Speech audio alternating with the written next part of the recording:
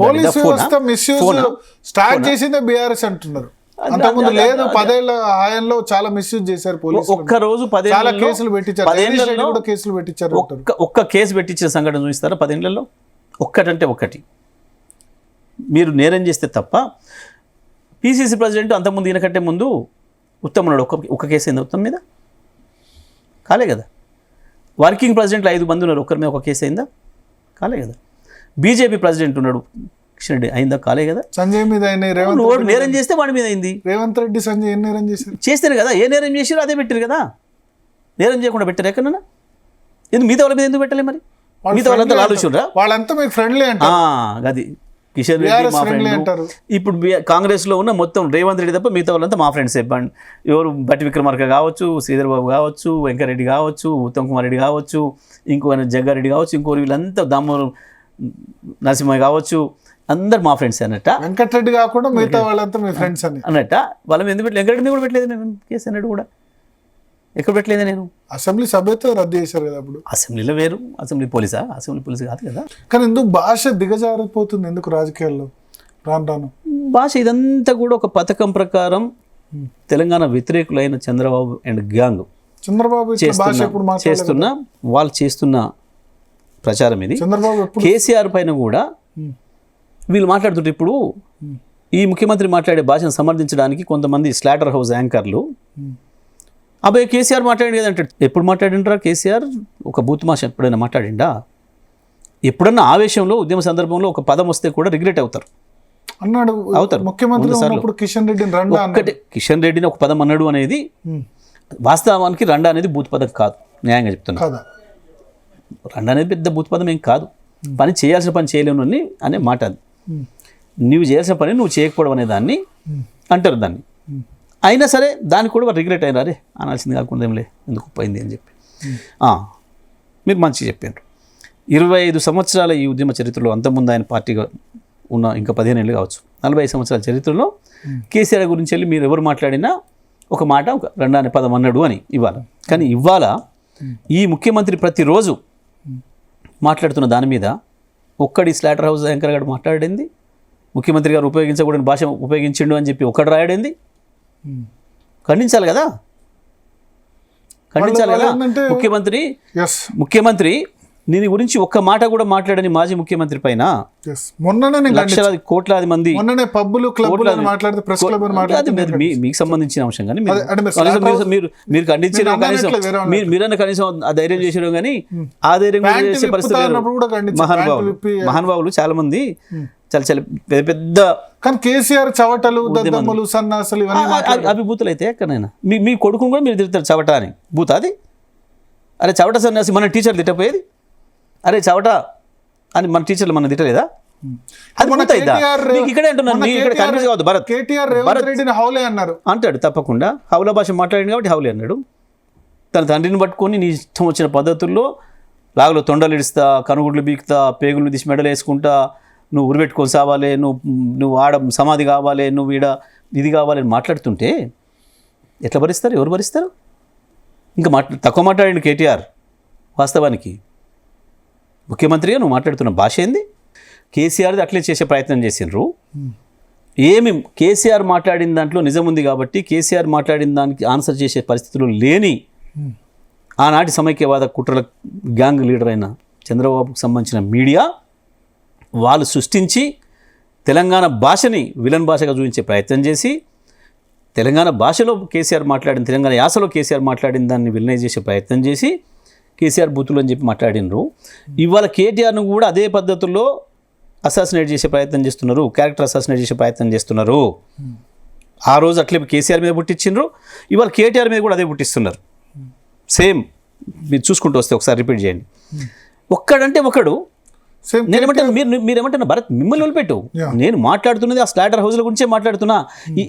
ఈ డ్రామాలు దొబ్బుతూ అబే అదేటండి కేటీఆర్ గారు అలా ఎలా అంటారండి, హౌలీ ఎలా అంటారండి ముఖ్యమంత్రిని పట్టుకొని.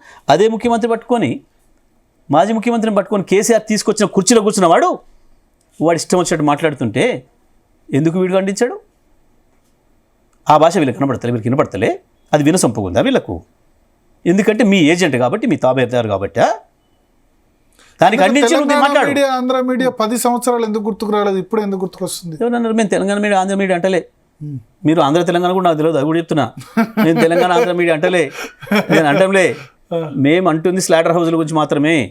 అది కేటీఆర్ మాట్లాడినా నేను తెలంగాణ అరే కాదు భయ్, నేను మనిషిని కులంతోని ప్రాంతంతోని నేను ఎప్పుడు మాట్లాడలే, కేటీఆర్ మాట్లాడలే. కానీ ఇప్పుడు ఉద్యమ సందర్భంలో కూడా ఇంకోటి చెప్తా భరత్, ఇంకోటి కూడా చెప్తా నేను. ఉద్యమ సందర్భంలో కూడా ఆంధ్ర ప్రజలు మమ్మల్ని ఇష్టపడేది, బాగా ఇష్టపడేది, నన్ను కూడా. నాకు అనేక సంఘటనలు చెప్తాను నేను ఒకసారి అన్నవరం పోయినా 2010 అంటే మీకు తెలుసు, ఇట్లా ఉడుకుతున్న సందర్భం. తెలంగాణ 10లో తెలంగాణ ప్రకటన రావడం, దాని మీద అక్కడ ఉద్యమం వచ్చి తిరుగు ప్రకటన రావడం. అదైన తర్వాత 2011 జనవరి అనుకుంటా, నేను అన్నవరం పోతే 5 పిల్లలు వచ్చారు నా దగ్గరికి. వచ్చి సార్ మీ ఫ్యాన్స్ సార్ ఫోటో కావాలి మీతోని అని వాళ్ళు చెప్పిన మాట ఏం తెలుసా? సార్ మీ ఆర్గ్యుమెంట్ బాగుంటుంది, మొన్న ఒకటి విన్నాం మేము, మీరు ఒక ఆటో మా ట్యాక్సీ డ్రైవర్ చెప్పిండు అని. మీరు ఆంధ్రప్రదేశ్కి సంబంధించిన పార్లమెంట్ సభ్యులు కావచ్చు, శాసనసభ్యులు, మంత్రులు ఎవరైనా మీరు వచ్చి తెలంగాణను మేము డెవలప్ చేసినాం, హైదరాబాద్ డెవలప్ చేసినాం అని మాట్లాడుతున్నారు. అంటే మీరు ఆంధ్ర ప్రజలకు ద్రోహం చేయదలుచుకున్నారా? నువ్వు బెజవాడ ఎంపీ అయితే బెజవాడని డెవలప్ చేయి, నువ్వు వైజాగ్ ఎంపీ అయితే వైజాగ్ని డెవలప్ చేయి, నువ్వు రాజమండ్రి ఎమ్మెల్యే అయితే రాజమండ్రిని డెవలప్ చేయి. నిన్ను గెలిపించిన ప్రజలను వదిలిపెట్టి వచ్చి హైదరాబాద్ని డెవలప్ చేసిన మాట్లాడుతున్నావు, నువ్వు అక్కడ ద్రోహం చేస్తున్నావు. అది చెప్పు ఫస్ట్. నేను ఒకటే మాట్లాడుతున్నా. ఇవాళ నేను వస్తున్న కార్ డ్రైవర్ శ్రీకాకుళం సంబంధించిన బాబు, ఆ పిల్లడు నాకు చెప్పిన మాట, సార్ వీళ్ళు మా వాళ్ళు వచ్చి ఈడ డెవలప్ చేసినామని మాట్లాడతారు ఎందుకు సార్? వాళ్ళు మా వైజాగే డెవలప్ చేసి ఉంటే నేను శ్రీకాకుళం నుంచి ఇక్కడికి వచ్చి పనిచేసి అక్కడ లేకుండే కదా. నేను శ్రీకాకుళం నుంచి ఇక్కడికి వచ్చి 10,000 రూపాయలు జీతం చేస్తున్నా. నేను ఒక్కసారి పోయి రావాలంటే 3,000 రూపాయలు ఖర్చు అవుతుంది. మనం మా నాన్న బాగాలేకపోతే పోయి వస్తే 3,000 రూపాయలు ఆడ ఖర్చు అయింది, 3,000 రానుపోయింది. 6,000 పోతే 4,000తో నేను ఎట్లా నా కుటుంబాన్ని నడపాలి? నేను ఇప్పుడు 6 రోజులు జీతం తీసేసారు, వాళ్ళు వచ్చింది 7,000 ఇచ్చిండ్రు, నేను ఎట్లా బతకాలి సార్? నేను మా వాళ్ళు ఇక్కడికి వచ్చింది చేయాలి సార్, డెవలప్ చేసినామంటారు, అక్కడ ఎందుకు చేయొద్దు అని చెప్పి అడుగుతున్నారు మీ యువకులు, మీ ప్రాంత యువకులు అని చెప్పి నేను మాట్లాడిందని మీరు విన్నరట్. వాళ్ళ అంటే ఏముంది, మేము ఎప్పుడు కూడా మరి ఎట్లా ఈ భాష కంట్రోల్ ఎట్లా దీన్ని? ఇప్పుడు ఎందుకంటే బాడీ షేమింగ్ కూడా చేస్తున్నారు. ముఖ్యమంత్రిని కూడా ముఖ్యమంత్రి ఏమంటారు 3 ఫీట్ లేడు 4 ఫీట్ లేడు అని ఇట్లా అంటారు. మిమ్మల్ని కూడా కాంగ్రెస్ మంత్రులు అన్న సందర్భం ఉంది. అట్లా కాదు, ముఖ్యమంత్రి మొదలు మాట్లాడింది నా గురించి కూడా. బట్ నేను అంటే ఇప్పుడు కూడా అది గుర్తుపెట్టుకోండి మీరు. ముఖ్యమంత్రి అయ్యో మీరు అదే కదా మీరు ఇప్పుడు అన్నది, నన్ను ఇదన్నాడు అదన్నాడు. అవును, సూర్యాపేటకు వచ్చిన ప్రతి సందర్భంలో ఇప్పుడు కాదు, ఆయన పిసిసి ప్రెసిడెంట్ ఉన్నాడు కూడా, నేను మంత్రి ఉన్నాడు కూడా, వచ్చి అదే మాట్లాడిపోయాడు. ఇది 3 అడుగులోడు ఇది అది అని చెప్పి. నేను ఎప్పుడు దాంట్లో పోలే. మళ్ళీ నేను అనొచ్చు, ఆయన వ్యక్తిగత జీవితం గురించి నాకు చాలా తెలుసు. అది ఎంత అగ్లీగా ఉంటుందో, అరే నేనేమంటున్నా, అది ఎంత అగ్లీగా ఉంటుందో మాకు తెలుసు. కానీ మేము మేము ఏమంటున్నా, నేనుగా ఆయన సంస్కార స్థాయికి నేను దిగజారను అని చెప్పిన ముఖ్యమంత్రి. వ్యక్తిగత జీవితాల్లో విమర్శలు చేయరు మీరు మీ లైఫ్లో. ఇప్పుడు 25 ఏళ్ళలో ఒక్కటి తీయండి, ఒక్కటి ఉంటే వాళ్ళ ఆస్తుల గురించి మాట్లాడినరు, ఇంకోటి మాట్లాడినరు, కోమటిరెడ్డి బ్రదర్స్ మాట్లాడినరు, ఆస్తులు వెంకరెడ్డి ఈయన మాట్లాడింది. ఎవరు? జగదీశ్వర్ రెడ్డి ఉద్యమంలోకి 2001కి వచ్చినప్పుడు గంజి బెంజి అని కూడా మన ముఖ్యమంత్రి మాట్లాడారు. అదే అంటున్నా, గంజి తాగేందుకు లేనివాడు ఇప్పుడు బెంజిలో. ఓకే, నేను ఏమంటున్నా, దాని మీద నేను వ్యక్తిగత ఛాలెంజ్ చేయొచ్చు. నేను రేవంత్ మీ ఊరికి పోదాం, మీ హిస్టరీ దిద్దాం, లేదా మన ఇద్దరం పోదామా, లేదంటే వీళ్ళని పంపుదాం, రిపోర్టర్లను పంపుదాం, నీ హిస్టరీ, నీ తండ్రి హిస్టరీ, నీ తాత హిస్టరీ తీసుకొద్దాం, నా ఊరు కూడా పంపిద్దాం, రెవెన్యూ రికార్డులు తీపిద్దాం, నీదేందో, నీ బతికేందో, నేనేందో అని అనొచ్చు నేను. లేదా నువ్వు పుట్టి పెరిగిన నీళ్ళు ఏముందో, నేను పుట్టి పెరిగిన నా ఇల్లు ఏముందో చూద్దామని నేను అనొచ్చు.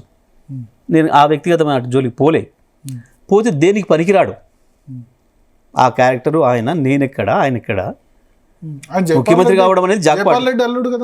అదే జైపాల్ రెడ్డి నన్ను ఒకరోజు పేరు పెట్టి పిలిచిందా? జైపాల్ రెడ్డి ఇప్పుడు పేరు పెట్టి పిలిచిందా? చీచి, ఆయన పేరు వస్తే చి అనేది. అంటే ఆ పేరు ఉచ్చరించడానికి కూడా అర్హుడు కాడు అని మాట్లాడేది జైపాల్ రెడ్డి. ఆ రకంగా చూసిండే నేను. ఈ జీవితంలో ఒకనాడు తన దగ్గర కూడా రానివ్వలేను. పోయిండా ఈయన పెళ్ళి జైపాల్ రెడ్డి అల్లుడని మాట్లాడుతున్నారు మీరు. ఒక్కసారి వాళ్ళ ఇంటి పేరు చూపిస్తారా? ఒక్కసారి వాళ్ళ ఇంటి పేరు చూపిస్తారా? ఎక్కడైనా ఈయనింటికి ఆయన కానీ ఇద్దరు కలుసుకున్న సందర్భాలు చూపిస్తారా? నేను ఏమంటానంటే, నాకు వ్యక్తిగతమైన వాటి జోలిపోవడం ఇష్టం లేదు. ఫోన్ మాట్లాడను నేను ఎప్పుడు. నన్ను ఎంత రెచ్చగొట్టినా నేను వాళ్ళ స్థాయికి దిగజాను. అంటే 100 ఎకరాల ఫామ్ హౌస్ ఉంది, ఇట్లా నేను ఏమంటాను, నాకు 100 ఎకరాలు ఉందా, 1000 ఎకరాలు ఉందా, నాకు అప్పుడేముంది, నాకు ఇప్పుడేముంది అనేది అన్ని లెక్కలు ఉన్నాయి, క్లియర్గా ఉన్నాయి. నేను ఎప్పుడేముండే నేను ఏమంటాను ఇప్పటికి కూడా ఆ సాక్ష్యాలు అట్లే మిగిలి ఉన్నాయి.